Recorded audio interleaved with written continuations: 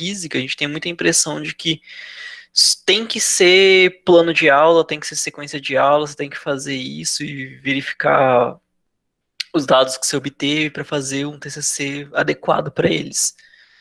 A física é muito assim, e eu fui um pouco em contraponto com tudo isso. Eu preferi fazer uma pesquisa bem mais política, que foi as demandas da economia e o caso vida produção na Base Nacional Comum Curricular. Então eu não fiz nenhum plano de aula, não entrei em sala de aula para fazer um TCC.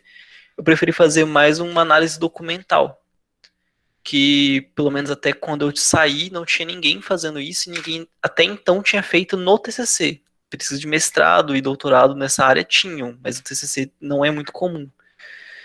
E eu acho importante o pessoal fazer porque dá uma visão muito maior do que a educação. Entendeu? Você sai um pouco de sala de aula para ver um pouco mais de como é todo o ambiente educacional do Brasil. Então, introdução básica, né? A BNCC ela foi homologada no dia 20 de dezembro de 2017 no governo Michel Temer. Uma coisa que é importante falar aqui agora, e como, pesquisa, como na minha pesquisa já apareceu e eu não pude falar no meu TCC, porque senão ia ficar muita coisa, é que ele já foi um documento previsto. Desde a LDB, que é a Lei de Diretrizes e Bases de 96, já era prevista uma base nacional comum curricular. Só que essa base, como aparecia, ela não aparecia como ela veio hoje. Porque hoje ela veio o quê? Como uma orientação para a padronização nos currículos em toda a federação. É isso. Na LDB, PCN, DCN, PCN, eu pesquisei em todos esses documentos, o que vem é o que? Um conjunto de conteúdos mínimos. Qual que é a diferença? Na opção em que deveria ter vindo, a BNCC, como ela foi prevista desde a LDB, você deveria ter, por exemplo, em física, tem que se ensinar mecânica, ótica e, digamos, relatividade. E, tipo, é obrigatório ensinar no primeiro, segundo, terceiro ano tais coisas. É isso que a LDB previa para a BNCC. Só que o que veio foi um negócio totalmente aleatório e que a gente vai ver durante toda a discussão de agora que não foi sem querer. Na verdade, foi muito proposital, porque o documento como ele veio, ele permite uma manipulação de toda uma geração que vai vir em decorrência da BNCC. Entendeu? Vai ser educada usando isso como uma normatização. Então, o objetivo desse trabalho foi o quê? Desvelar as ideologias e as influências políticas e econômicas ocultas na BNCC. E aí eu utilizei como referencial teórico, metodológico, Basil Bernstein. Gente, primeiro de tudo, se vocês forem ir para política, para discussão mais política no TCC, não recomendo o Bernstein. Ele é um referencial muito complicado e bastante avançado. Se você for pesquisar Bernstein, você vai ver, assim, pouco em mestrado e muito em doutorado. Porque é um referencial bem complexo para lidar na graduação.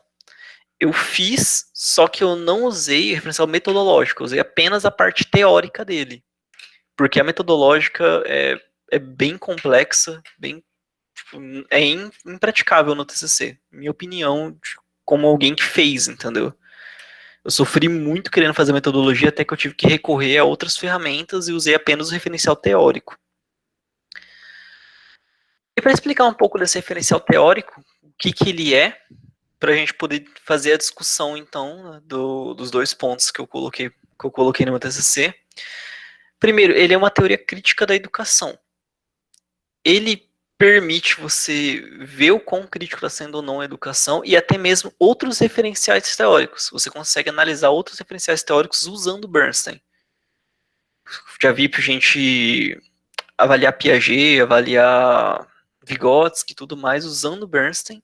Só que é bem complicado, é uma coisa bem mais de doutorado, por exemplo, fazer esse tipo de coisa. O que eu usei na minha pesquisa foi essas categorias que estão listadas na tela. Primeiro de tudo é a recontextualização. O que é a recontextualização? Eu acho que esse é o ponto-chave de toda a discussão que eu vou fazer aqui agora.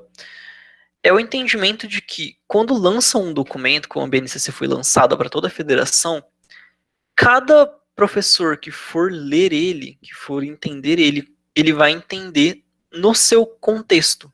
ou seja, na sua escola, no seu estado, na sua cidade. Isso vai gerar uma recontextualização do documento. Então, por mais bem escrito seja um documento, você não tem como fazer com que todo mundo entenda da mesma forma, porque cada lugar tem as suas necessidades. E isso, na verdade, a gente chama de hibridismo, ou seja, são resultados das recontextualizações, são os inúmeros documentos diferentes que você vai gerar pela leitura de um documento inicial.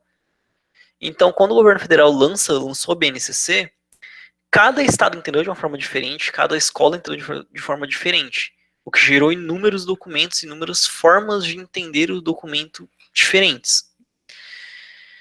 E aí nós temos os códigos, que são esses padrões de reprodução cultural. O que são isso? Todo documento lançado, ele vai ter uma cultura que ele quer que passe. Como vão ser as classes sociais, quem está por cima, quem está por baixo, quem está dominando, quem está sendo dominado. E esses códigos vão ser repassados nos documentos, vocês querendo ou não. E aí vem a parte, assim, que eu mais usei do meu TCC, que são textos privilegiados e textos privilegiantes. Vou até fazer umas brincadeiras com vocês um pouco adiante.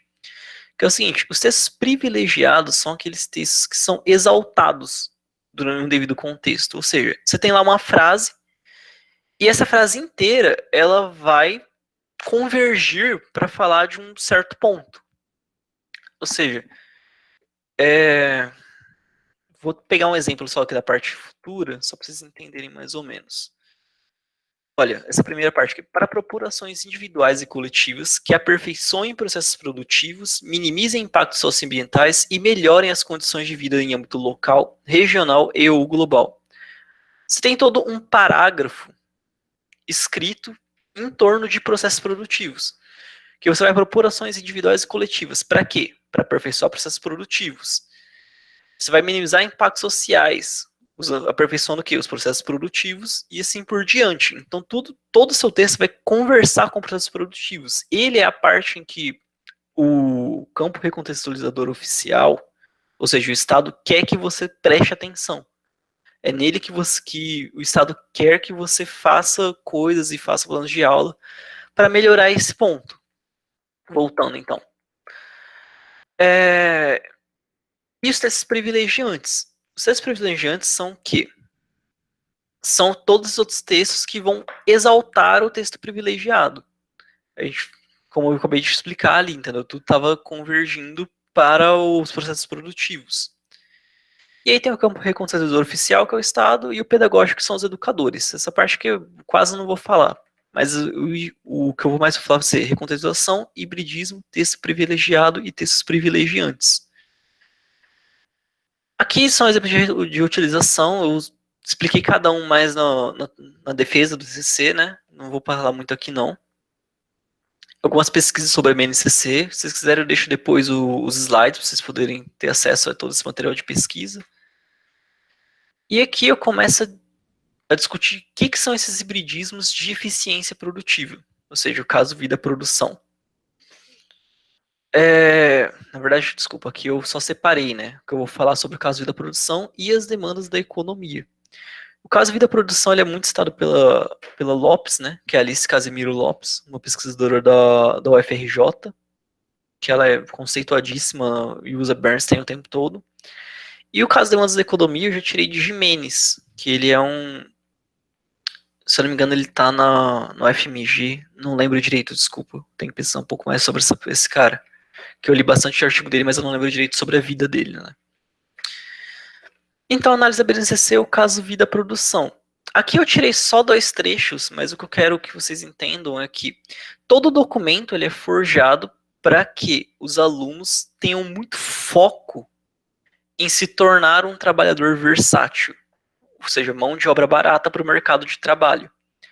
E aqui a gente já vê como eu já dei uma discutida, né? Que o texto privilegiado é esses processos produtivos. Por quê? É a resolução de problemas para um mercado de trabalho. Ou seja, você quer criar um aluno que seja versátil, que consiga resolver os problemas do mundo do trabalho. E é isso, entendeu? Você consiga fazer um robô, praticamente. Né? Na verdade, um robô que consiga pensar. E aí eu vou discutir um pouco a de baixo, que é o seguinte.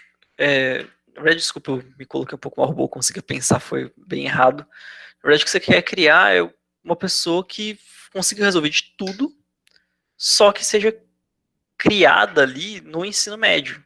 O intuito da BNCC que a gente vê acontecer é que ela não pretende que as pessoas vão para a educação superior. Ela pretende que as pessoas fiquem no ensino médio, terminem e já vão direto para o mercado de trabalho, criando esses trabalhadores versáteis que eu já falei.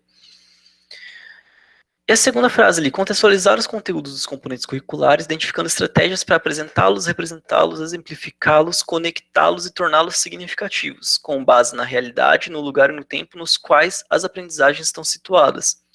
Aqui a gente vê um termo, que é o termo da contextualização, que ela foi bastante usado pela autora Lopes, que ela fala basicamente que essa contextualização ela é para a criação de mão de obra barata. E a gente vê isso exaustivamente no documento. Se vocês pegarem o BNCC, elas são mais de 300 páginas exaustivas com o caso vida produção. Eles se preocuparam muito em fechar esse cerco, digamos assim.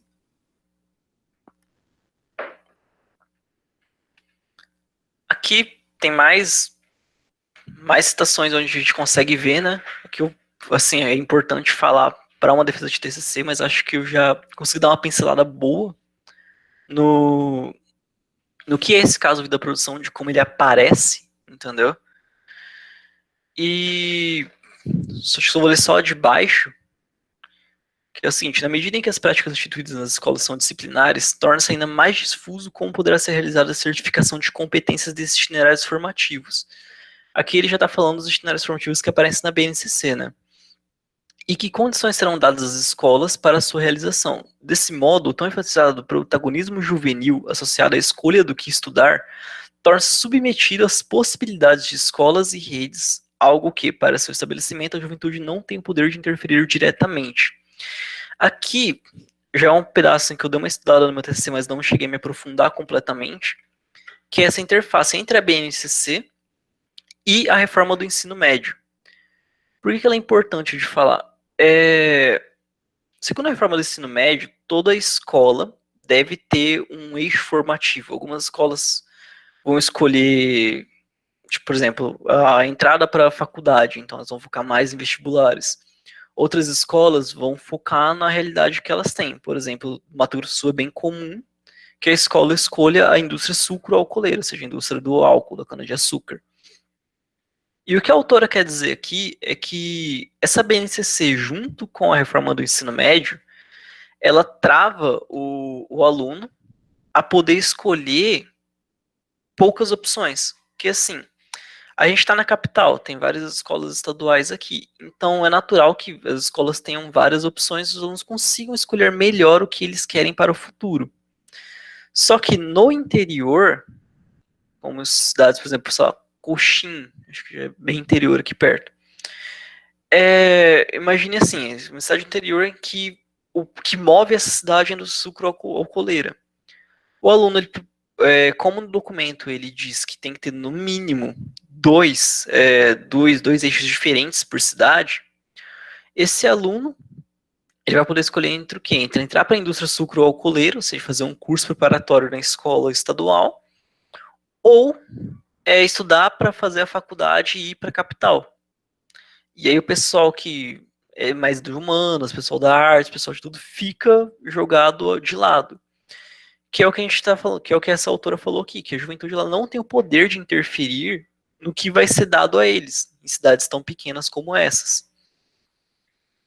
Que é voltado ao mercado de trabalho, né, gente? A gente tem que ir diretamente para o mercado de trabalho depois do ensino médio, sem contestar, sem querer mudar essa realidade. É só mercado de trabalho, trabalha e vive. E aqui já é as demandas da economia. Aqui é onde essa primeira análise começa a fazer sentido do porquê que ela acontece. Porque o Brasil ele pega empréstimos com vários bancos internacionais, como o Banco Mundial, o FMI, desde antes de 2012. Então, assim, não foi o Lula que começou isso, foi bem antes disso. Acho que desde FHC até antes, a gente já pega muito empréstimo externo. E essas agências externas, elas vão impor várias medidas para o nosso país. medidas que vão pegar o gerenciamento de tudo, até mesmo da educação, que é o que fala essa citação do Gimenez de 2007, que o Banco Mundial cobrará então do país tomador de seus empréstimos uma declaração de compromisso com o desenvolvimento econômico e com a aceitação do monitoramento na definição de suas políticas setoriais. No caso da educação, impõe-se mudanças devastadoras aplicando seus padrões de financiamento e a forma de gestão dos sistemas de ensino, com as definições curriculares, os processos avaliativos e modelos de formação docente, critérios estritamente empresariais e mercadológicos. Então, assim, o banco, ele quer o quê? Ele quer que a empresa em que ele está investindo possa gerar lucro para ele mesmo. Que os investimentos que ele tenha nessa nação que voltem para ele como lucro. E aí ele está interessado em quê? Em mão de obra barata, porque as empresas vão poder explorar, os lucros vão aumentar e ele, consequentemente, tira mais dinheiro disso. Então, o que a gente vê na BNCC e até antes dela é um aprofundamento nessas políticas neoliberais, políticas de banco, basicamente, que são extremamente empresariais e mercadológicas. Você trata a educação como mercadoria. A gente está vendendo um produto agora. A gente não está mais pensando na formação de um aluno que seja crítico e consiga intervir na sua realidade. Não, a gente quer um cara que entre para o mercado de trabalho. Que é o que eu falo ali, né? Interesse na formação de mão de obra barata e alienada. Porque além de barata, ele não tem uma noção política do que está acontecendo. Ele apenas quer a sua sobrevivência. Essa primeira citação, ela basicamente é um pedaço da BNCC em que ele fala quais diretrizes de quais organizações internacionais ela está seguindo, que no caso é a OCDE, a Unesco e etc. E a de baixo, ela já fala de um, não é exatamente a falácia, né, mas assim, do problema desse aprender a aprender, que o pessoal fala, que é a educação voltada para a resolução de problemas. Essa educação, da forma como ela está na BNCC, perceba que eu estou falando como ela está na BNCC, não de como ela vem em vários referenciais teóricos diferentes, ela é feita para criar esse cidadão para o mercado de trabalho.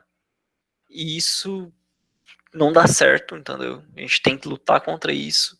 E na verdade foi exatamente por isso que eu preferi seguir essa linha de pesquisa, para poder entender melhor como nós somos influenciados pelo Estado e como o nosso Estado ele é influenciado por outros estados ainda, né, por organizações externas, e como que a gente consegue ir contra tudo isso.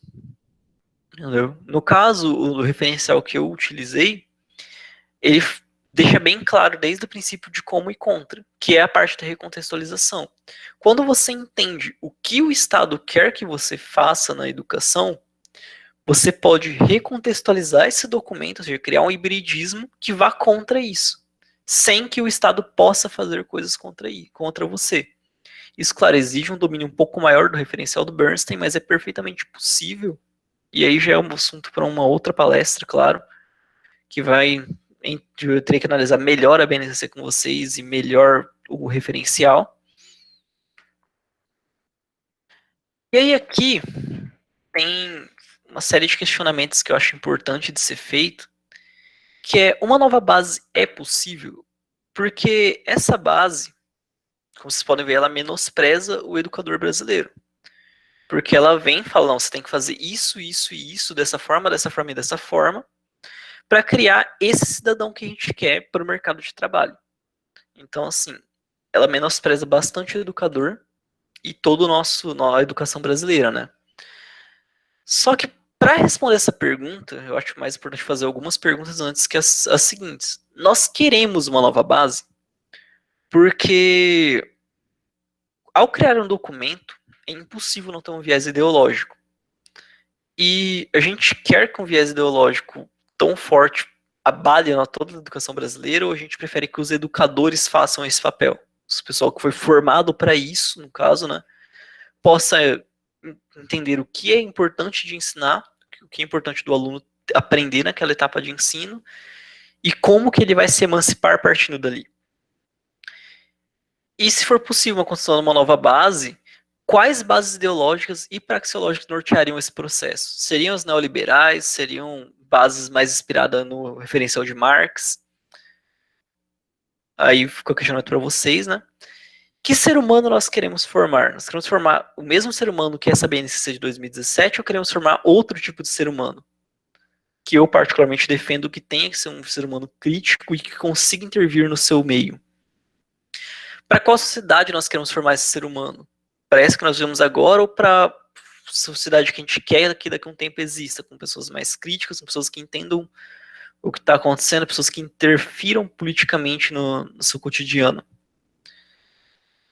E aí, como faremos para que uma nova base não tenha como função esse cabresto ideológico? Porque essa base, além dela impor o neoliberalismo, ela ainda faz com que o aluno não tenha noção do que, de como esse neoliberalismo está influenciando ele. Portanto, ele só vai sair dali para trabalhar. Ele não vai nem entender o que está acontecendo. Ele só vai querer um trabalho.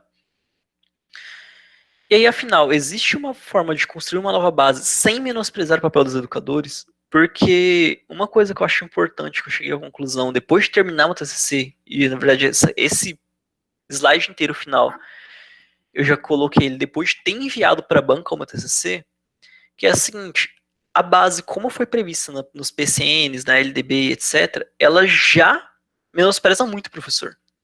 Porque basicamente ela fala, professor, você não tem a capacidade de entender quais são os conteúdos mínimos que o seu aluno precisa aprender nessa etapa de ensino, o que é basicamente pelo que o professor estudou a vida inteira dele. E essa nova, ela também menospreza o professor, porque ela não deixa o professor criar um aluno que consiga pensar por si mesmo, ele faz o professor criar um robô, entendeu? E isso influencia muito, vocês vão ver em pesquisas futuramente, de depressão docente. Isso, tipo, essa fala minha, ela aparece em quase todos os discursos de professores que ficaram deprimidos com a profissão. Minha opinião, só entrando aqui rapidão, é que não devemos fazer nova base. Para mim, os professores deveriam, em cada escola, fazer uma base do que eles vão seguir, de como eles vão fazer, de que cidadão eles querem, para qual sociedade eles querem. Eu acho que os professores fazendo isso ponto a ponto, ou seja, cidade a cidade, escola a escola, seria muito mais construtivo para a nossa sociedade brasileira. E as considerações finais, né? Que a BNCC ela privilegia os discursos de eficientismo social, de gerencialismo e do neoliberalismo. Nossa, me embolei todo. Do neoliberalismo na educação. E nós discutimos que esse pensamento sobre educação começou no modelo pós-discussão. Na verdade, essa última parte eu acabei não discutindo, eu passei um pouco batido porque ela é um pouco mais chata de lidar e aí eu preferi falar para a banca mesmo.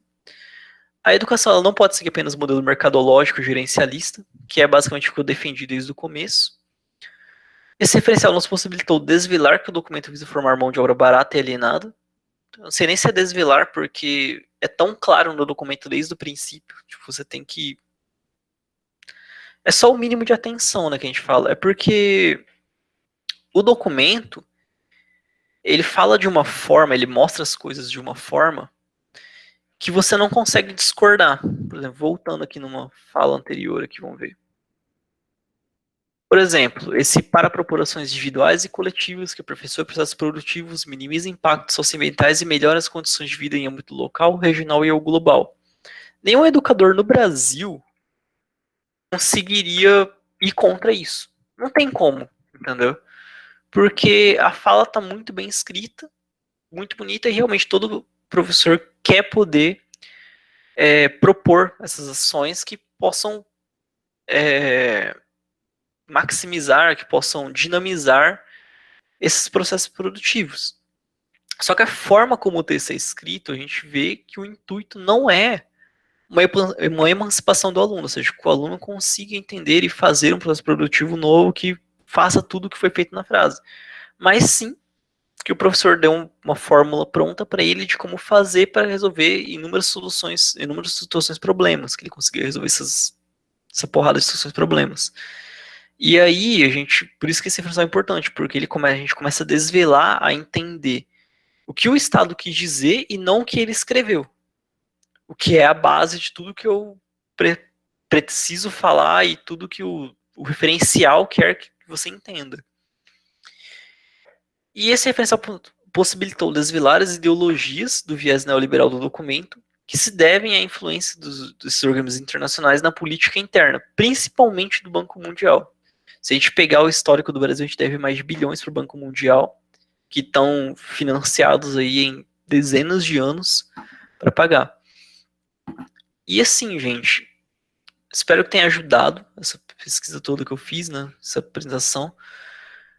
Vocês entenderem que não precisa ser plano de aula, pode ser outras coisas. É claro que a minha pesquisa ela foi bem mais documental, eu entendo que boa parte das pessoas não gostam muito desse tipo de pesquisa. Eu acho importante que ela seja feita. Mas vocês podem partir para outros meios, como por exemplo a pesquisa de gênero, que está sendo bastante tratada agora na física, graças a Deus, porque é importante pra caramba na física, principalmente. Se você vê a quantidade de alunas meninas e a quantidade de alunos meninos é bem diferente. Você pode fazer plano de aula se você quiser, claro, mas entenda que essa não é a sua única escolha e nem a mais fácil delas, porque plano de aula, pegar uma sala de aula e fazer os planos de aula é bem complicado. E não é fazer um experimento, entendeu? Não são as suas únicas opções. Você pode ir até para política e fazer uma pesquisa inteiramente de humanas. Só precisa ter o orientador certo, entendeu? Você precisa procurar o orientador, que seja ele da física ou não. A física também aceita orientadores de fora. E é isso. Espero que tenham gostado. Espero que tenha ajudado vocês.